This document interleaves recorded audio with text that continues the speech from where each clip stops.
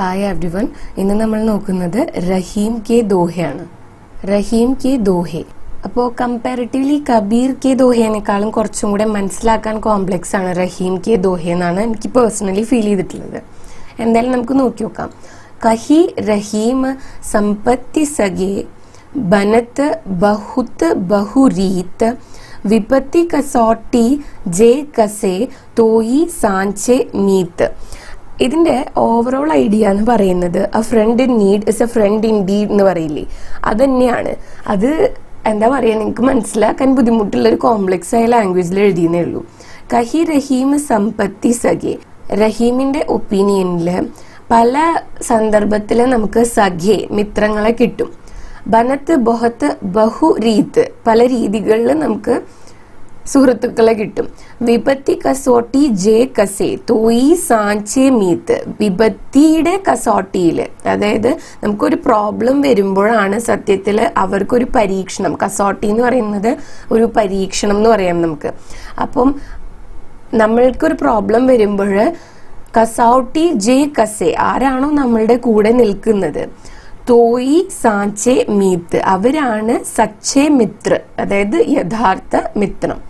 अर्थ इस दोहे में रहीम ने सच्चे मित्र के बारे में बताते हुए कहा है कि सगे संबंधी रूबी संपत्ति अनेक प्रकार की രീതിयों से बनती है. ഇതിൽ റഹീം പറയുന്നത് യഥാർത്ഥ മിത്രം ആരാണെന്നാണ്.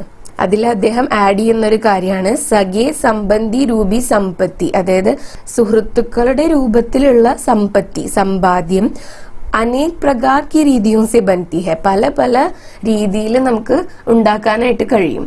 पर जो व्यक्ति मुसीबत के वक्त सहायता की कसौटी पर खरा उतरता है, പക്ഷെ ആരാണോ നമ്മൾ ട്രബിൾഡ് ആയിട്ട് നിൽക്കുന്ന സമയത്ത്, മുസീബത്ത് എന്ന് വെച്ചാൽ നമുക്ക് പ്രോബ്ലം ഉണ്ടാവുന്ന സമയത്ത് നമ്മളുടെ കൂടെ നിൽക്കുന്നത്, ഹമാരി സഹായത കർത്താ ഹെ, നമ്മളെ സഹായിക്കുന്നത്, വഹി വ്യക്തി സച്ചാ മിത്ര കെഹലാനെ ലായക് ഹോത്താ ഹെ, ആ വ്യക്തിയാണ്, ആ ഒരു വ്യക്തിക്കാണ് നമ്മളുടെ യഥാർത്ഥ സുഹൃത്ത് എന്ന് പറയപ്പെടാനായിട്ടുള്ള അർഹത ഉള്ളത്. കെഹലാനി എന്ന് വെച്ചാൽ പറയപ്പെടുക എന്നാണ്, ലായക് എന്ന് വെച്ചാൽ ഡിസേർവിങ്. രണ്ടാമത്തെ ദോഹ നോക്കാം. रहीमन धागा प्रेम का मत टोरो छिटकाई, टूटे से फिर ना जुड़े जुड़े घाट पड़ जाए. എന്ന് വെച്ച് കഴിഞ്ഞാല് റഹീമിന്റെ വിശ്വാസത്തില് ഈ സ്നേഹത്തിന്റെ ധാഗ, സ്നേഹമാകുന്ന ആ ഒരു നൂല് പൊട്ടിക്കരുത്. ടോറോ ചിട്ടുക്കായി, അതൊരിക്കലും പൊട്ടാൻ വേണ്ടിയിട്ട് അനുവദിക്കരുത്.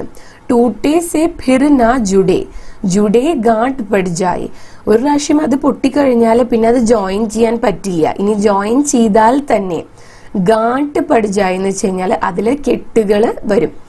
അർത്ഥ ഇസ് ദോഹേ മേ റഹീം, നിങ്ങളുടെ ടെക്സ്റ്റിൽ റഹീം ദാസ് എന്നാണ് കൊടുത്തിട്ടുള്ളത്, ആ ദാസ് കട്ട് ചെയ്ത് കളയാട്ടോ.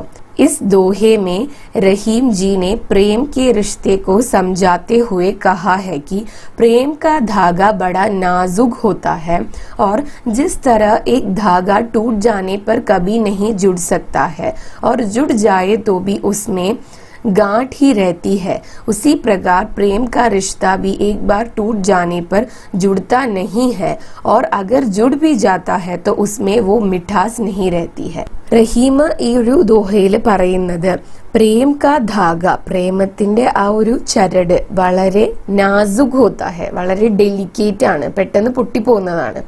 और जिस तरह एक धागा टूट जाने पर भी कभी नहीं जुड़ता है, ഒരു നൂല് പൊട്ടിക്കഴിഞ്ഞാൽ പിന്നെ അത് ജോയിൻ ചെയ്യാൻ പറ്റാത്തതുപോലെ തന്നെ. और जुड़ जाए तो भी उसमें गांठ ही रहती है, ഇനിയിപ്പോൾ അത് ജോയിൻ ചെയ്താൽ അതിലൊരു കെട്ട് റിമെയിൻ ചെയ്യുന്നത് പോലെ തന്നെ സ്നേഹത്തിന്റെ റിഷ്ത, ആ ഒരു റിലേഷൻ ഒരു പ്രാവശ്യം പൊട്ടിക്കഴിഞ്ഞാൽ ഏക് ബാർ ടൂട്ട് ജാനെ പർ ജുഡ്താ നഹി ഹെ, പിന്നെ അത് കൂടിച്ചേരുകയില്ല.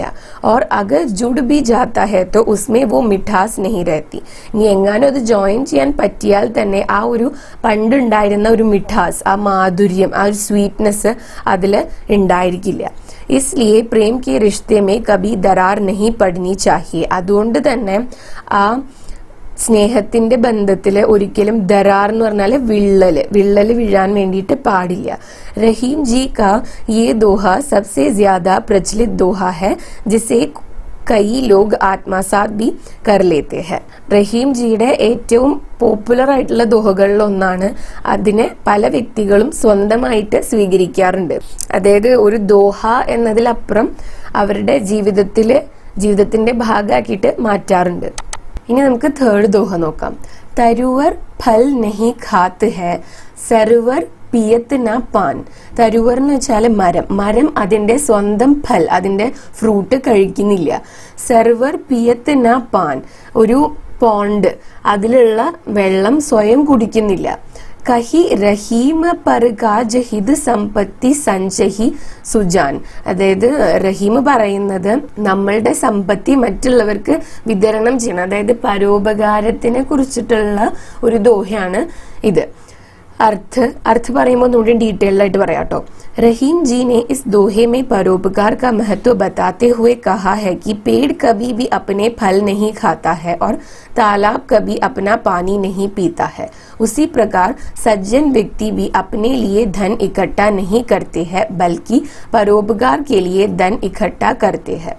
അപ്പം റഹീം ജി ഈ ഒരു ദോഹയിലെ പരോപകാരത്തിന്റെ മഹത്വത്തെ കുറിച്ചാണ് പറയുന്നത്.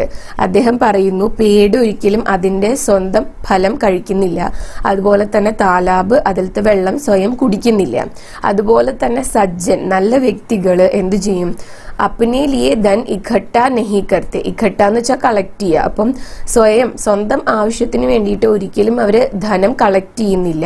ബൽക്കി പക്ഷേ പരോപകാർ കെ ലിയെ ധൻ ഇഖട്ട കർത്തെ ഹെ, പരോപകാരം ചെയ്യാൻ വേണ്ടിയിട്ടാണ് അവര് ധനം കളക്ട് ചെയ്യുന്നത്. ഓർ ദൂസറോ കി ഭലായി മേ അപ്നാ ധൻ ദാൻ കർ ദേത്തെ ഹെ, അങ്ങനെ മറ്റുള്ളവരുടെ ഭലായി നല്ലതിന് വേണ്ടിയിട്ട് ഈ ധനം ദാനം ചെയ്യുന്നു. ഇസ് ദോഹെ കോ ഖുദ് റഹീം ദാസ് എന്ന് എഴുതണ്ടാട്ടോ, ഈ ദാസ് കട്ട് ചെയ്ത് കളയുക. ഇസ് ദോഹെ കോ ഖുദ് റഹീം ജി നെ അപ്നെ ജീവൻ മേ അപ്നായാ ഥാ. റഹീം ജി ഈ ഒരു കാര്യം സ്വന്തം ജീവിതത്തിലും പ്രാവർത്തികമാക്കിയിട്ടുണ്ട്. कि परोपकार करते हुए अगर आप धन संचय करेंगे तो वो घटेगा नहीं बल्कि बढ़ता ही जाएगा. പരോപകാരം ചെയ്യാൻ വേണ്ടിയിട്ട് ധനം കളക്ട് ചെയ്യുകയാണെങ്കിൽ അതൊരിക്കലും ഘട്ടേക നഹി, കുറയുകയല്ല ചെയ്യുന്നത്, ബൽക്കി ബഡ്താ ഹി ജായേഗ, അത് കൂടിക്കൊണ്ടിരിക്കുകയാണ് ചെയ്യുന്നത്. നെക്സ്റ്റ് ഫോർത്ത് ദോഹ നോക്കാം. ദോനോ റഹിമൻ ഏക് സേ ജോ लो बोलत नाही, जान परत है काक पीक ഋതു ബസന്ത് കെ മാഹി. ഓക്കെ, ഈ ഒരു ദോഹ എന്ന് പറയുന്നത് ഇപ്പൊ നമ്മൾ don't judge book by its cover എന്ന് പറയാറുണ്ട്. ആ ഒരു ആശയം തന്നെയാണ് കൺവേ ചെയ്യുന്നത്. അതായത് റഹീം ജി പറയുന്നത് പല കാര്യങ്ങളും നമുക്ക് പുറമേന്ന് നോക്കുമ്പോൾ ഒരുപോലെ തോന്നിയേക്കാം, പക്ഷെ ആ പുറമേ ഉള്ള കാര്യം വെച്ചിട്ട് അതിനെ ജഡ്ജ് ചെയ്യാൻ പറ്റില്ല എന്നുള്ളതാണ്. ജാന് പരത്ത് ഹെ കാക്ക് പീക്ക്, അതായത് നോർമലി നമ്മൾ കാക്കേനെയും പീക്ക് കുയിലിനെയും നോക്കുമ്പോൾ ഒരുപോലെ തോന്നും, പക്ഷെ സ്പ്രിങ് വരുമ്പോഴാണ് ഋതു ബസന്ത് കെ മാഹി, സ്പ്രിംഗ് സീസൺ വരുമ്പോഴാണ് ഇവർ തമ്മിലുള്ള വ്യത്യാസം നമുക്ക് ആക്ച്വലി മനസ്സിലാവുന്നത്. അർത്ഥ് പറയുമ്പോൾ ഒന്നും കൂടി ഇലാബറേറ്റ് ചെയ്യാം. അർത്ഥ് റഹീം, ഇവിടെയും ദാസ് എന്ന് പറഞ്ഞിട്ടുണ്ട്, ദാസ് കട്ട് ചെയ്ത് കളയാട്ടോ. റഹീം ജി ने इस दोहे में अच्छे बुरे की पहचान को बताते हुए कहा है कि कौवा और कोयल दोनों का रंग एक जैसा होता है.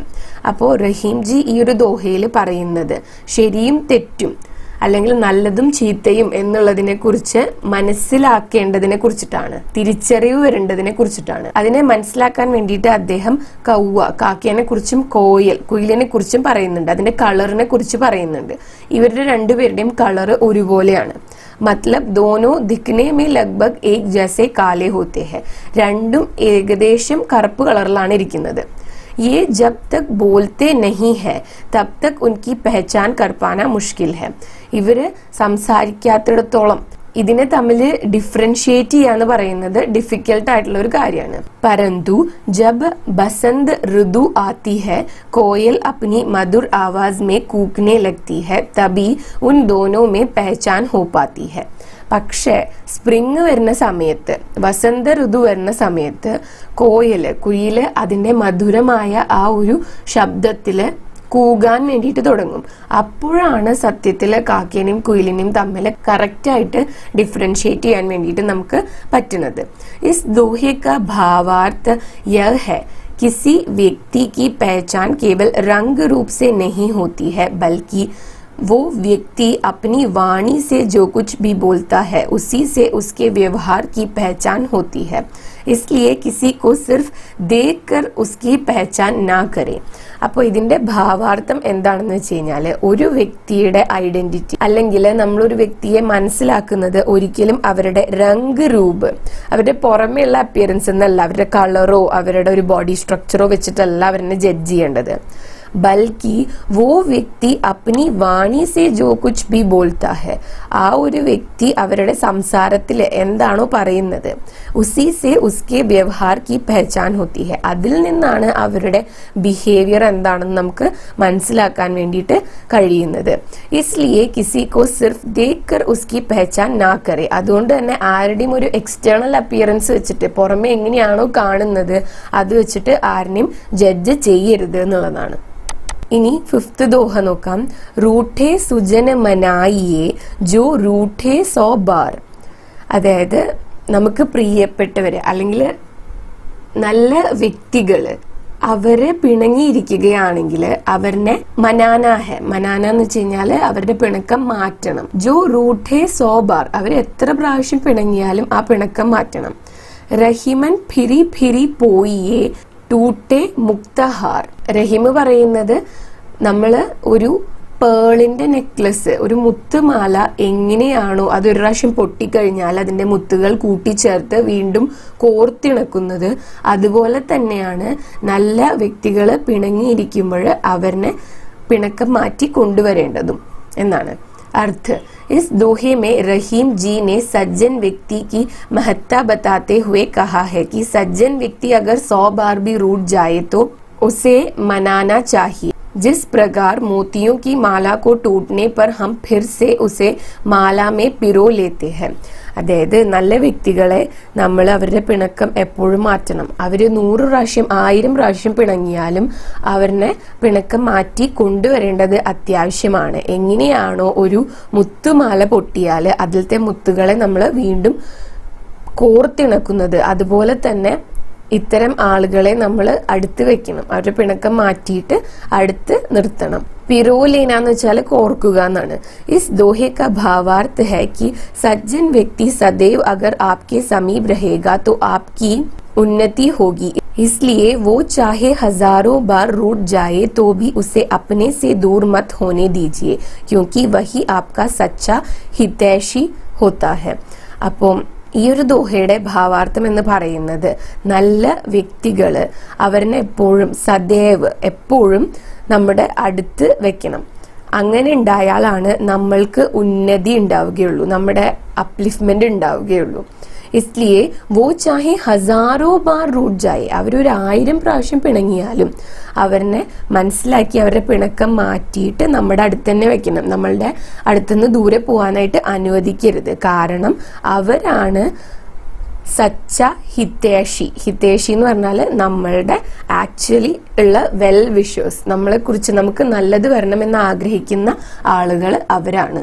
അപ്പൊ ഇത്രയാണ് ഈ ഒരു ചാപ്റ്ററിൽ പറയാനുള്ളത്. ഇന്നത്തെ വീഡിയോ നിങ്ങൾക്ക് യൂസ്ഫുൾ ആയിട്ടുണ്ടെങ്കിൽ വീഡിയോ ലൈക്ക് ചെയ്യുക, ഷെയർ ചെയ്യുക, ചാനൽ സബ്സ്ക്രൈബ് ചെയ്യുക, അതുപോലെ തന്നെ നിങ്ങളുടെ സജഷൻസ് എന്നെ കോമെന്റ്സിൽ എഴുതി അറിയിക്കുക കേട്ടോ. Thanks for watching the video.